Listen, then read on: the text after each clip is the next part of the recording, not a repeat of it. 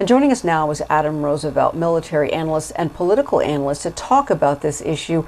Welcome to BNC once again, Adam. We have talked about many things over these past few months on both sides of the aisle, but I think all of us can agree how just horrific this situation is. Laverne, it's good to be with you, and it's sad to be on this topic. But first, I'll say, my condolences to the families out there in Boulder, Colorado. This heinous activity is something that we never want to see in our country or anywhere else around the world. So my heart goes out to those families. Absolutely. And let's face it, Adam, you, of course, have spoke out about many issues on the Republican side of the aisle.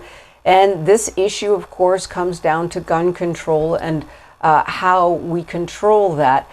Connecticut Democrat Senator Richard Blumenthal has been speaking out about this. I'd like to get your thoughts on how you feel about, after this happening now, Republicans they're being accused of letting this go and having the priority of guns and not having a solution on guns. As a Republican, what is your response to that?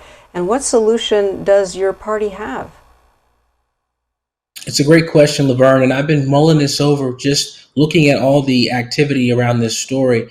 I'll tell you this, I'm a big supporter of the Second Amendment. I like to make sure my family is protected. And I don't think banning assault rifles is going to solve the problem. And I'm going to tell you why, is because these individuals, these criminals, and we've worked to go after organized crime, we've worked to go after MS-13 and individuals who are trying to engage in criminal activity, and they resort to buying these weapons from black markets. So we're driving criminals to other alternatives where they can purchase this material, and we're not solving the problem. We need to look at heavy prosecution for any acts that are involved in gun violence, and I think we should put a lot of pressure there on those who are involved in those activities that maim or injure American citizens. Adam, I gotta say, I just don't know that argument is strong enough. Oh, well, they're going to get them anyhow.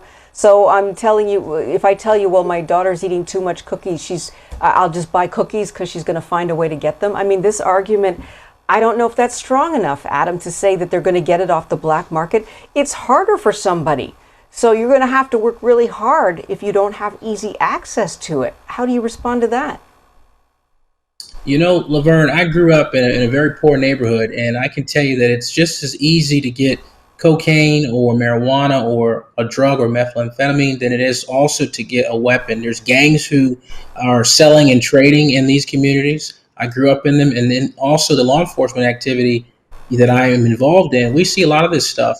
It's a trade, it's a commodity. So I will tell you, it's very easy to get a weapon on the streets. Even if you ban it, just because you put a law in place doesn't mean that you're going to solve the issue. I think that's what we always think, but I don't believe that's always going to be the answer. And I'm looking for real solutions. So Adam, why have laws then? Why have laws?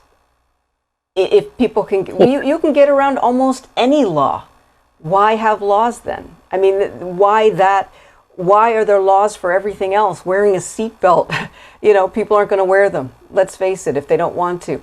Why are there so many strict laws on other things in American society, but when it comes to guns, people just say, well, they're going to get them anyhow? Where does that fit in with the entire legal system then?